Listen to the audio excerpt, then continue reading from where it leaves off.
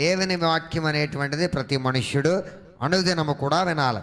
దేవుడు వెల్లడి చేసినదంతా, దేవుడు సెలవిచ్చినటువంటి మాటలన్నీ కూడా, దేవుడు ఏమైతే ఒక మనుష్యుని పట్ల ఒక ప్రణాళిక కలిగి ఉన్నాడో, ఒక మనుషుని యొక్క జీవితం ఏ విధంగా ఉండాలి, ఎలా ఉండాలి, ఏ విధంగా ముందుకు వెళ్ళాలి అన్నది మొత్తాన్ని కూడా దేవుడు ఎందులో పెట్టాడు? బైబిల్ గ్రంథంలో పెట్టాడు. ఈ బైబిల్ చదివినట్లయితే దివారాత్రులు కూడా నువ్వు నడిచే మార్గాలన్నీ చాలా చక్కగా ఉంటాయి. ఈరోజున క్రైస్తవ్యంలో ఉన్న మహా దౌర్భాగ్యం ఏంటంటే వాక్యాన్ని ఎవడ వినడం.